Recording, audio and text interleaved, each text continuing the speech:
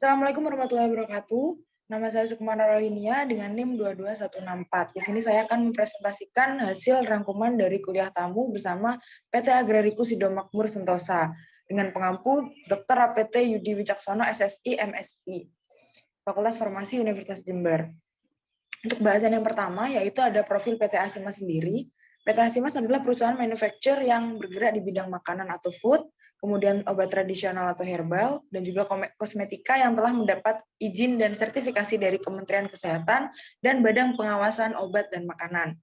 Kemudian seluruh proses produksi di tempat PT Asimas telah menerapkan sistem produksi bertahap dan terkontrol, dan didukung dengan peralatan modern serta sumber daya manusia yang terlatih, kompeten, dan terampil di bidangnya. Fasilitas, sarana, dan manajemen produksi telah memenuhi standar CPOTB, kemudian ISO 9001 tahun 2008, dan juga HACCP. Selanjutnya, untuk menjaga kualitas, PT Agrariku Sidomakmur Sentosa memiliki standarisasi sebagai berikut. Memiliki sertifikat CPOTB yang sudah terlampir, kemudian ISO dan HACCP, memiliki sertifikat halal dan MUI, kemudian izin IoT dan IQOS, masuk juga dalam nominasi GMP atau Good Manufacturing Practice, kemudian tersertifikasi ISO 9001 pada tahun 2015, memiliki HACCP Food Safety Certified, dengan izin IoT nomor HK 0206 IoT garing 5-0305-2016. Kemudian izin IQOS dengan nomor HK 0206 IQOS garing 5-0211-2016. Produk-produk yang dikembangkan oleh PT Asimas dalam bentuk sediaan seperti berikut. Yang pertama yaitu suplemen atau obat herbal dalam bentuk tablet, yaitu ekstrak powder dan formulasi, kemudian ada kapsul dalam bentuk ekstrak powder dan formulasi, kemudian ada saset dalam bentuk powder dan liquid. Untuk pangan fungsionalnya yaitu ada teh celup powder sirup atau liquid, kemudian di kosmetikanya ada krim, lotion, serum, dan lain-lain.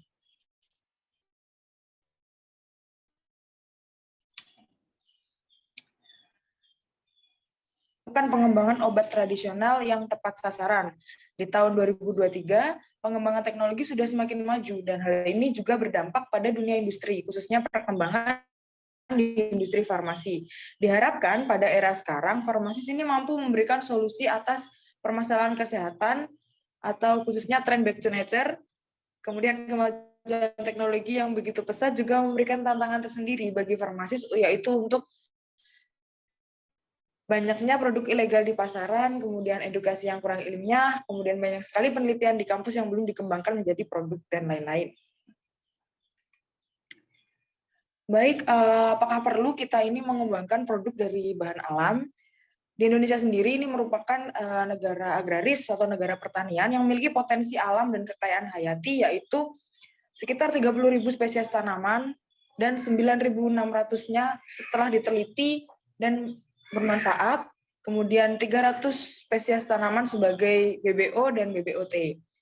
Potensinya sangat besar karena populasi atau pasarnya juga sangat besar, kemudian daya beli masyarakat, dan menurut Riskesdas tahun 2010, ini ada terapi 50% terapi yang menggunakan jamu, 96% diantaranya ini merasakan adanya manfaat, sehingga perlu diteliti, dikembangkan, dan dimanfaatkan untuk peningkatan kesehatan maupun untuk tujuan ekonomi dengan tetap menjaga kelestariannya.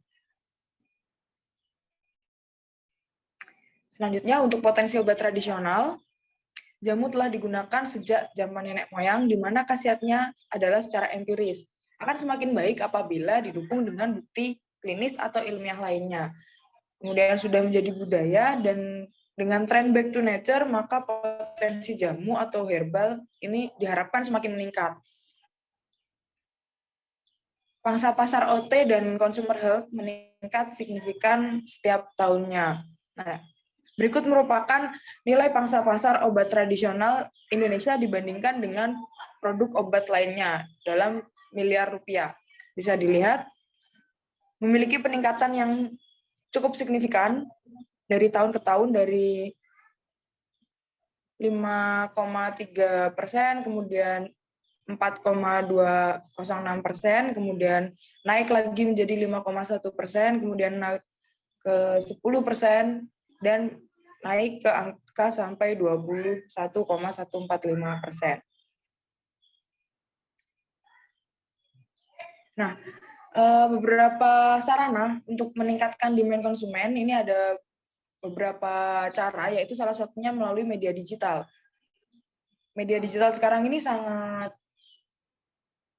besar arusnya. Salah satu contoh, beberapa contoh media digital adalah ada TikTok, Facebook, Zoom, kemudian Instagram, WhatsApp, Messenger, Google Meet, Snack Video, dan lain-lain. Nah, ini merupakan data transaksi e-commerce global pada tahun 2014 sampai 2021, bisa dilihat dari tahun ke tahun mengalami peningkatan yang cukup menjanjikan, sehingga dapat dipastikan bahwa media digital ini memiliki peran yang sangat penting dalam meningkatkan demand konsumen.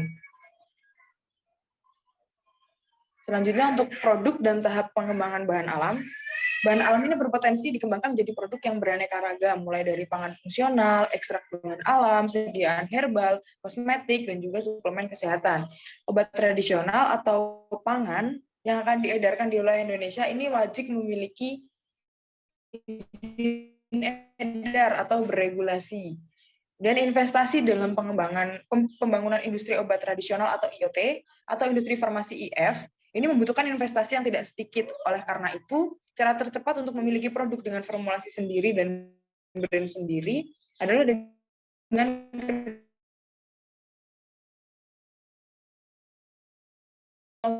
melakukan riset pasar untuk membentuk suatu produk yang unik, tepat guna, dan juga tepat sasaran. Kemudian selanjutnya yaitu ada definisi jamu dan tingkatannya. Jamu, kemudian ada obat herbal terstandar atau OHT, dan juga ada fitofarmaka. Yang pertama yaitu jamu. Obat jamu adalah obat tradisional dengan bahan atau ramuan yang berupa bahan tumbuhan, bahan hewan, bahan mineral, sediaan sarian atau galenik, atau campuran dari bahan tersebut yang secara turun-temurun telah digunakan untuk pengobatan dan dapat diterapkan sesuai dengan norma yang berlaku di masyarakat. Jamu adalah obat tradisional yang dibuat asli dari Indonesia. Kemudian ada obat herbal terstandar atau OHT. Nah, obat herbal terstandar ini adalah produk yang mengandung bahan atau ramuan yang berupa bahan tumbuhan, bahan hewan, bahan mineral, sediaan sarian atau galenik, atau campuran dari bahan tersebut yang secara turun-temurun telah digunakan pengobatan dan dapat diterapkan sesuai dengan norma yang berlaku di masyarakat dan telah dibuktikan keamanannya dan khasiatnya secara ilmiah dengan uji praklinik dan bahan bakunya telah distandarisasi. Kemudian ada sediaan fitofarmaka. Nah, fitofarmaka ini adalah produk yang mengandung bahan atau ramuan bahan yang berupa bahan tumbuhan, bahan hewan, bahan mineral, sediaan sarian galenik atau campuran dari bahan tersebut yang telah dibuktikan keamanan dan khasiatnya secara ilmiah dengan uji praklinik dan uji klinik, serta bahan baku produk jadinya telah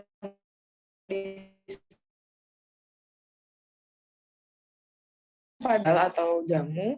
Yang pertama ini jamu ini sudah terbukti secara empiris tapi belum terstandarisasi.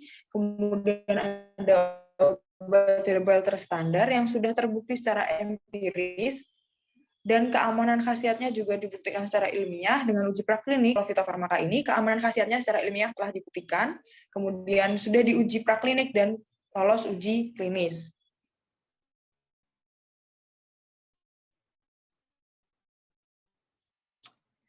Selanjutnya yaitu mengenal nomor izin edar jamu tradisional lokal.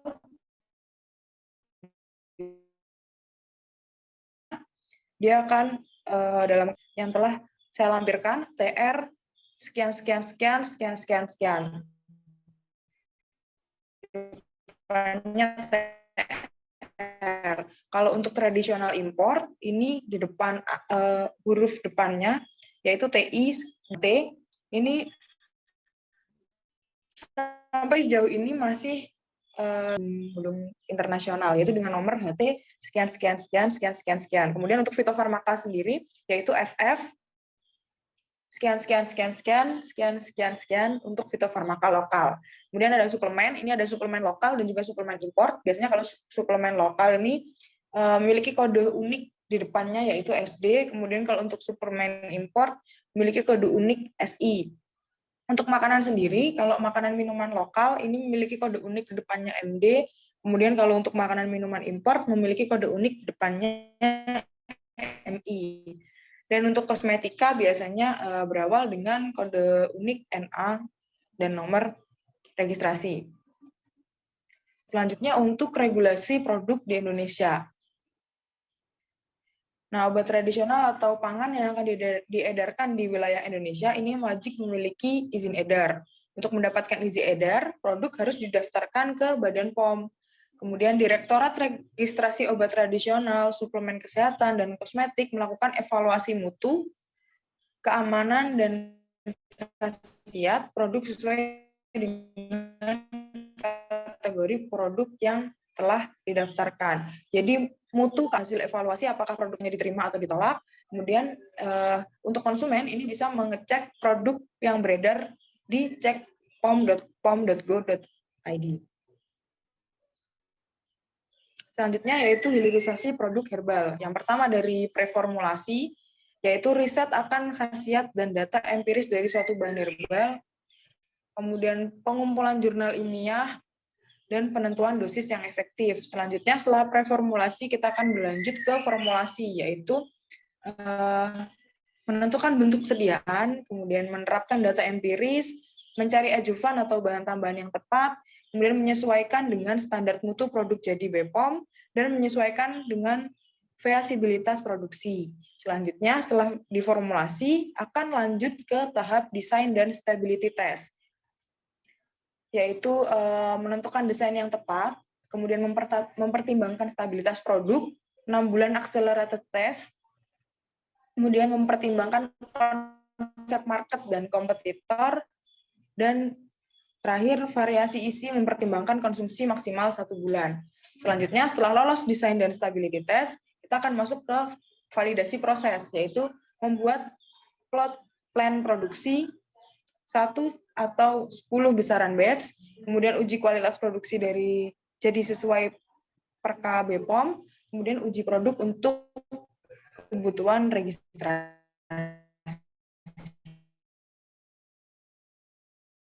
Larangan dalam obat tradisional yaitu dilarang mengandung yang pertama etil alkohol dengan kadar lebih dari 1%, kecuali bentuk tinktur yang pemakaiannya dengan pengenceran dalam bentuk COD. Kemudian dilarang mengandung bahan kimia obat, dilarang mengandung narkotika atau psikotropika, dilarang mengandung bahan lain yang berdasarkan pertimbangan kesehatan dan atau berdasarkan penelitian membahayakan kesehatan. OT juga dilarang mengandung atau menggunakan tumbuhan dan hewan yang dilindungi. Kemudian dilarang obat tradisional dalam bentuk isolat, yaitu isolat picocianin atau spirulina. Kemudian anetol atau oleum foniculi, yaitu minyak telon, dan juga terpineol atau bahan aktif sintetik yang bersifat iritan. Bentuk sediaan yang dilarang di obat tradisional adalah bentuk sediaan intravaginal, kemudian tetes mata, parenteral, supositoria, kecuali untuk wasir. Selanjutnya ini merupakan salah satu produk obat tradisional yaitu Diabetcol. Nah, ini merupakan penelitian dari Profesor Sukardiman, seorang dosen dari peneliti Fakultas Farmasi Universitas Airlangga yang berfokus pada efek terapeutik bahan alam terhadap penyakit diabetes atau kencing manis dan kolesterol. Nah, kapsul Diabetcol ini diformulasi dari tanaman herba pilihan yang aman dan berkhasiat untuk dikonsumsi. Diabetcol mengandung ekstrak kulit manggis yaitu Garcinia mangustana pericarpium, kemudian ekstrak daun kumis kucing, yaitu Otorcipon stamineus folium. Sekilas tentang strategi bermasaran, yaitu yang pertama, marketing zaman dahulu memiliki prinsip apabila produk ingin jalan di pasar, maka diperlukan budget atau promosi yang besar. Contoh, produk konvensional dan F&B manufacture. Yang kedua, yaitu dengan media digital mengubah prinsip tersebut. Nah, promosi saat ini bisa lebih tertarget, lebih spesifik, murah, dan terukur. Target market harus dianalisa, disurvei untuk menentukan produk yang tepat.